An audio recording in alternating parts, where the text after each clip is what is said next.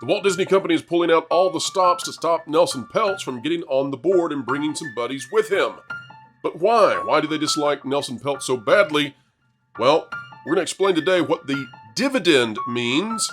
The amount that they're paying per share is certainly more than many people thought, and there may be a few tricks up the sleeve of Bob Iger and the board of Disney as they make reshuffling changes, all to protect the Disney that they envision for the future that you might just not like.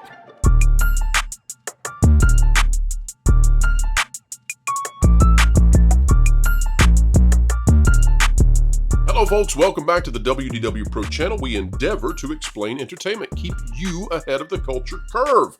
And while we are not, you might be surprised to know, entirely focused on the Walt Disney Company, we've never seen anything like what the Disney Company has done over the last who knows how many months. Let's just say all of 2023. And as a result, we've had to cover them extensively.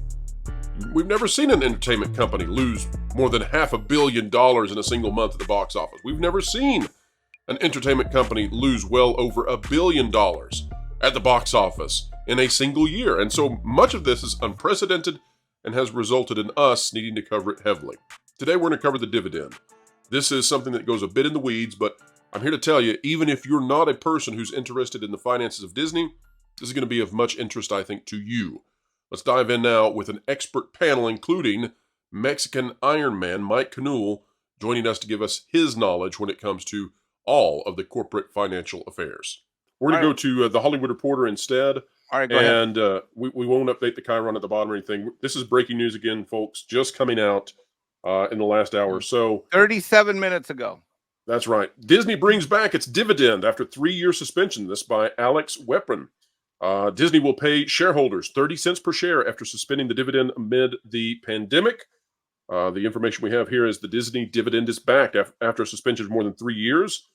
TWDC will bring back its dividend payment to shareholders. The company announced Thursday that it will pay a dividend of 30 cents per share for shareholders of record as of December 11th. The payments will be made in January, which misses the deadline, I believe, but oh well. This has been a year of important progress for the Walt Disney Company, defined by a strategic restructuring and a renewed focus on long-term growth, said Mark Parker, chairman of the Disney board, in a statement, also known as the individual who ran Nike and who loves China. As Disney moves forward with its key strategic objectives, we are pleased to declare a dividend for our shareholders while we continue to invest in the company's future and prioritize meaningful value creation. We're not going to go into the history of the dividend. We're going to go to Mike, who probably knows just a wee bit more.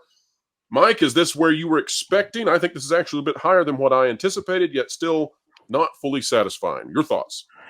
So my thoughts are that one of the deals that Bob made to push back the Peltz maneuver earlier this year was that he would declare a dividend before the end of the year, and he never specified fiscal year or calendar year.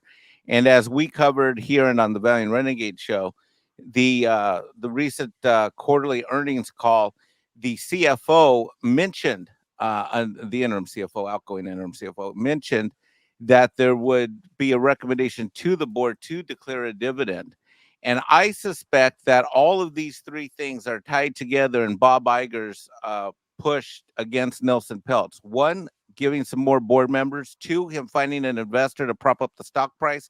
And three, issuing this 30 cent per share stock announcement. We'll see what happens. Right now in aftermarket trading, the stock's up at to 93.24, and we'll see if this we'll see what happens. But this right here is absolutely a maneuver designed to tell the story that Bob's doing a good job, guys. They're pulling out all the stops, right, Mike? That this is absolutely, and having gone through the financial statements in detail with Jonas earlier, the last quarter and this past quarter, the last 2 quarters, this dividend is being created by two things: the cuts that we've been covering on this and other channels all year long, and the special tricks and tools like the write-downs, the depreciation write-offs, and the stuff that they've so put the Star in Wars Galactic Star Cruiser is paying for the dividend. The Galactic Star Cruiser, absolutely. So maybe they can tear little pieces out of it and send it instead. This dividend is being created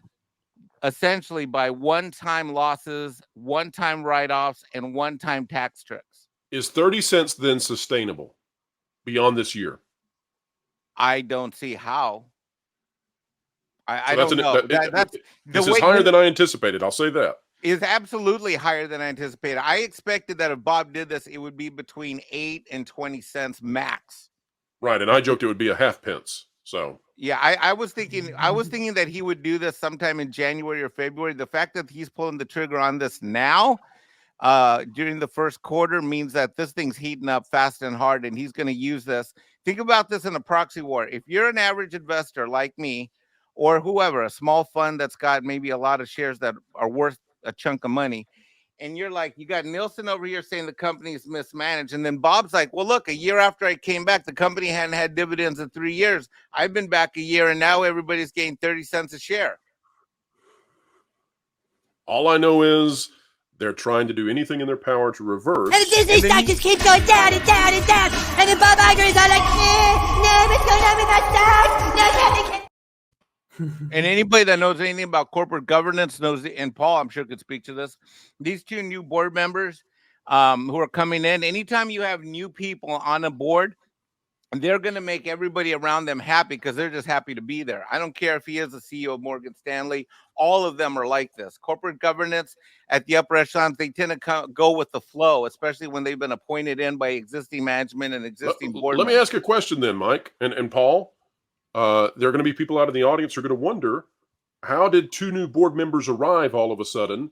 And do board members for the Walt Disney Company, are they voted on or anything like that? People are going to wonder about that. So can you walk us through a little bit of how this happened? So typically, well, two things happened.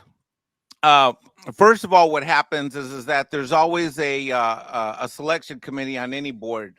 And so that board of directors identifies who's going to be replaced and if there's any recommendations for any new slots. So what this board did at one of its meetings, and I'd have to go see what happened here because I haven't read this, but what's happened here is that two resolutions have occurred. Someone is coming off of this board and getting replaced, and a new slot is being created for someone that they want to be on this board. And I suspect that the guy that they want to add to be on this board is the gentleman from Morgan Stanley that whose firm is doing the asset valuation. I believe that the other person is going to swap out an existing seat, and that the Morgan Stanley, they're making a chair for him. And this is, again, the guy whose firm is literally valuing providing one of the valuation analysis for Hulu. And I think this is a horrible thing. I think it's a horrible look. I think it's awful. It's very incestuous, and it's conflict of interest. And if I were Nelson Peltz, I would be pissed. It's everything they have to stop Nelson Peltz, and it's all coming the day after we saw Bob Iger step in it badly and have Elon Musk send the KO. I want to watch the clip, and I want to go to Paul to find out a question I have that he may have some insight into. But here is how badly Bob Iger's day went yesterday. For context, he had just given a conversation where he had spoken out negatively about Elon Musk and perhaps framed the way Elon Musk views the world in an inappropriate fashion that does not accurately describe it. Here's what Elon had to say. If somebody's going to try to blackmail me with advertising, blackmail me with money, go f*** yourself. But go f*** yourself. Is that clear? I hope it is. Hey, Bob, if you're in the audience. Paul, as someone who understands comedy, that's funny. I mean, the audience doesn't know what to do, but then they laugh. Do you think Elon knew when he heard Bob Iger take a shot at him from the stage? Do you think Elon knew, I'm going up there and I'm going to say that?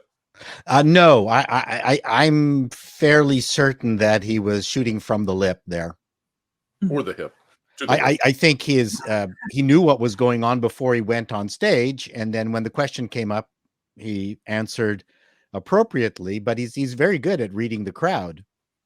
That is true, and he took the crowd by. Well, they were shocked; they didn't know what to do. You can hear because they're not used to that kind of candor.